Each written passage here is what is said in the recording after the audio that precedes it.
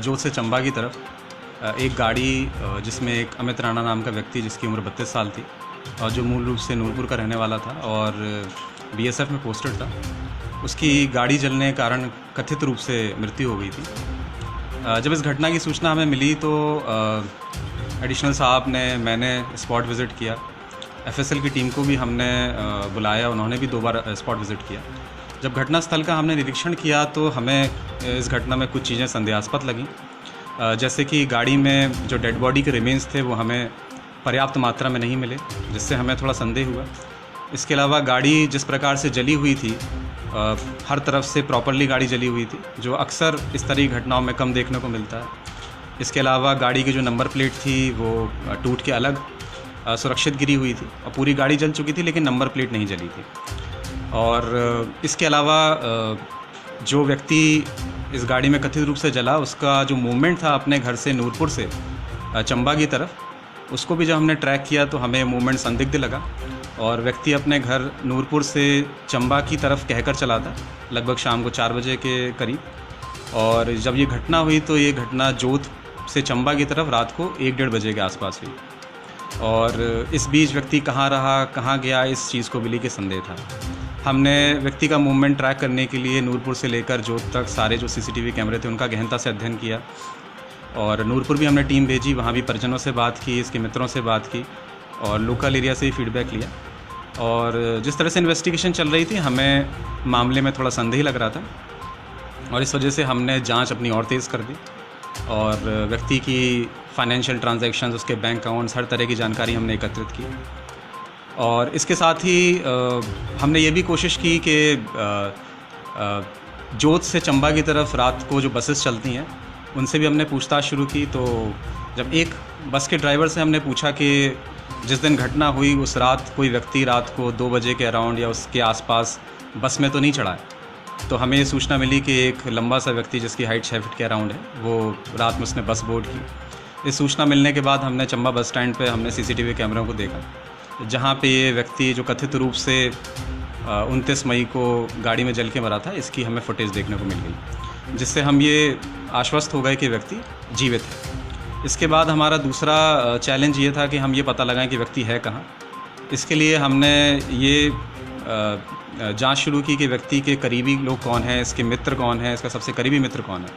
तो एक मित्र का हमें इसका पता चला, जिसके बारे में हमने जांच पड़ताल शुरू की तो पता चला कि एक पेशे से ट्रक ड्राइवर है और सदर्न स्टेट्स में जैसे कि कर्नाटका, तमिलनाडु और गुजरात की साइड ये ट्रक चलाता है।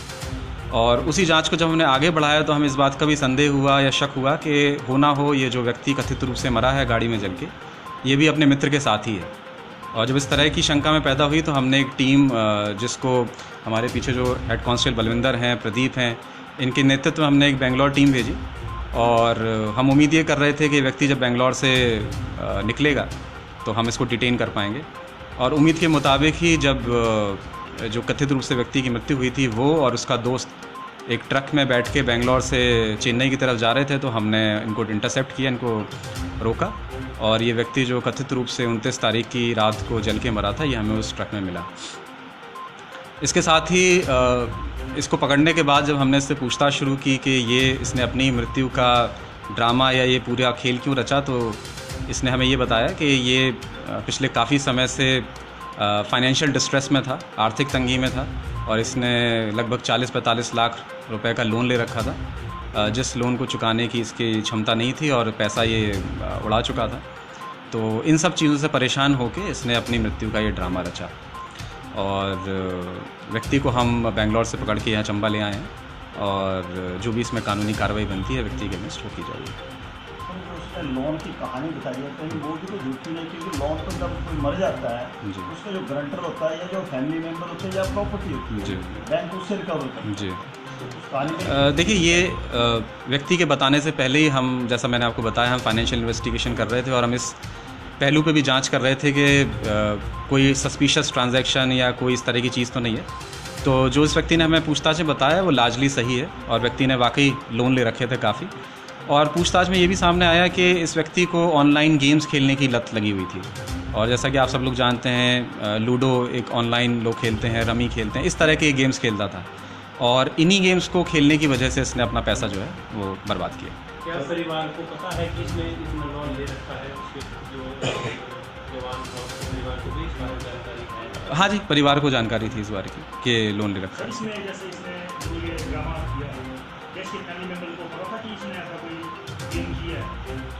नहीं, देखिए फैमिली मेम्बर्स को इस बात की जानकारी नहीं थी और वो इस बात से अनभिज्ञ थे और ये इसने अकेले ही ड्रामा रचा, इसमें फैमिली मेम्बर कोई इन्वॉल्व नहीं था अभी तक की जो पूछताछ में सामने आया। तो जिसने ये घटना घटी थी तो इसकी फैमिली का रिएक्शन कोई ऐसा खास हो जाता है कि जिसका बच्चा जलता है तो उसको कोई हाँ।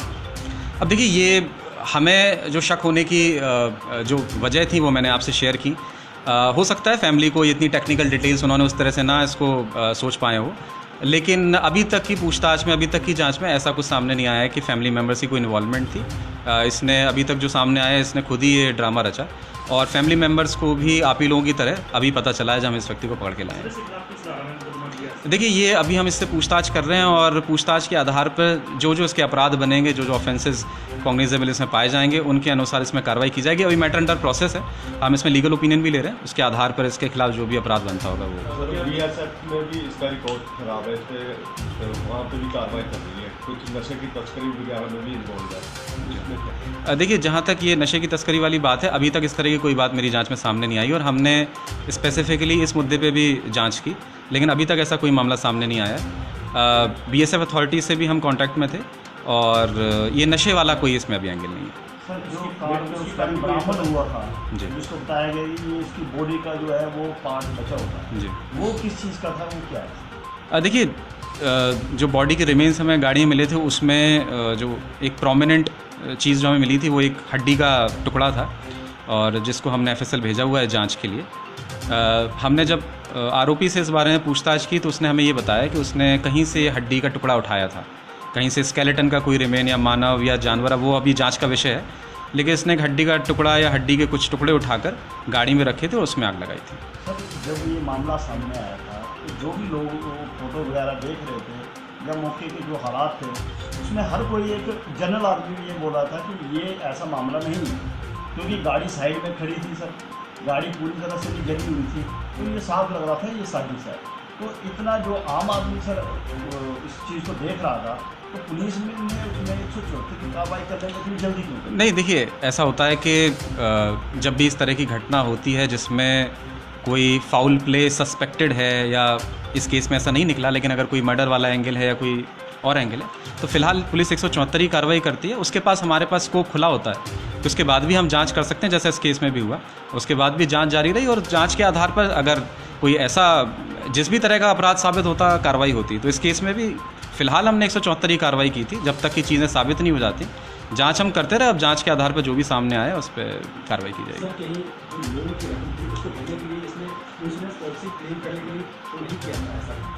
देखिए, इसके पास इंश्योरेंस पॉलिसीज़ भी थी कुछ और लोन को भी इसने इंश्योर्ड किया हुआ था और फ़िलहाल जो हमने इसका मकसद जानने की कोशिश की है पूछताछ में, तो इसने यही बताया है कि मैं आर्थिक परेशानी की वजह से इन सब चीज़ों से दूर जाना चाहता था और मैं दोबारा कभी घर आना नहीं चाहता था और मैं एक नई ज़िंदगी शुरू करने की सोच रहा था।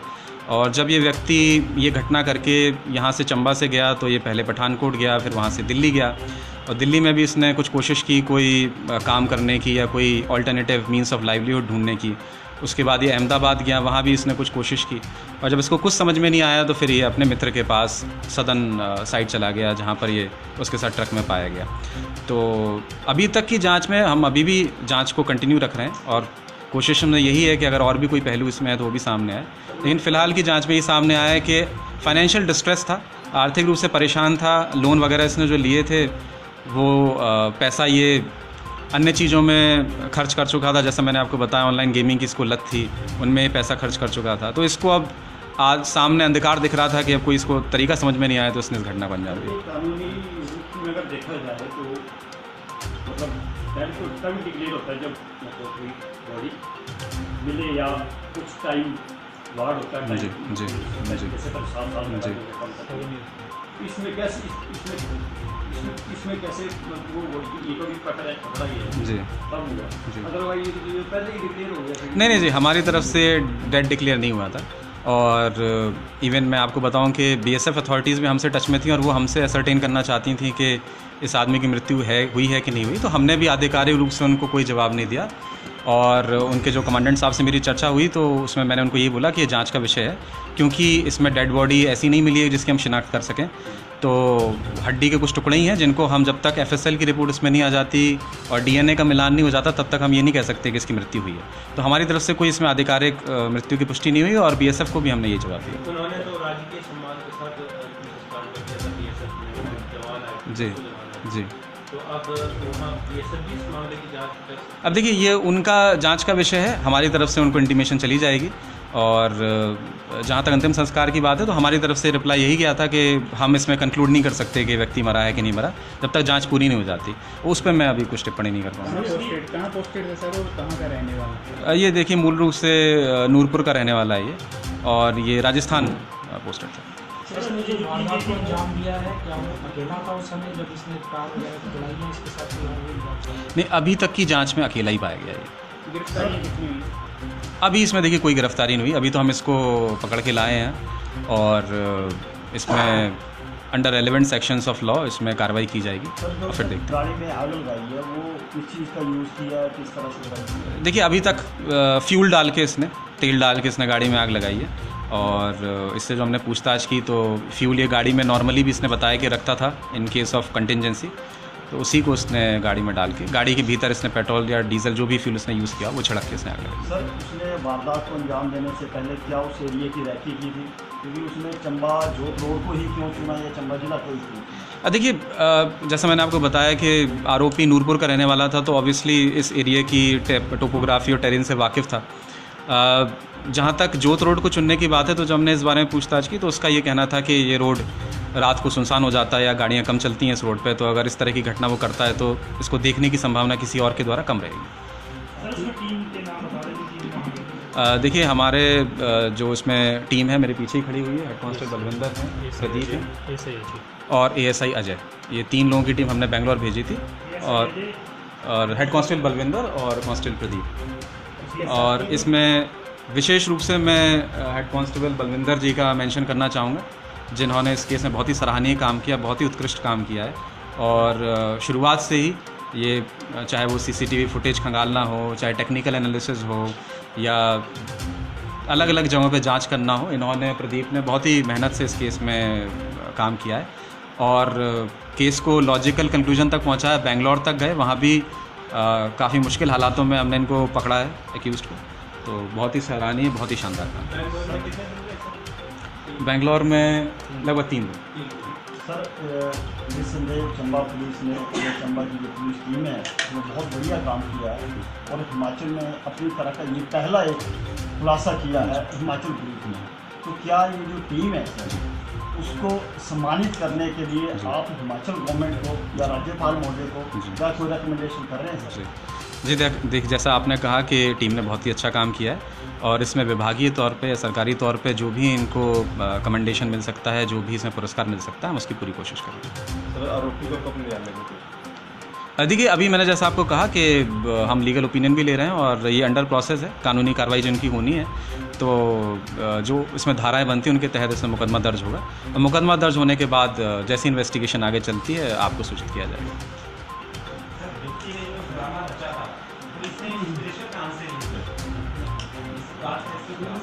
देखिए अभी तक इस तरह की कोई चीज़ सामने नहीं आई है कि किसी कोई पर्टिकुलर इंटरनेट के थ्रू या किसी मूवी के थ्रू या किसी उसके थ्रू इसने इंस्पिरेशन ली हो, अभी तक इसने ऐसा कुछ नहीं बताया।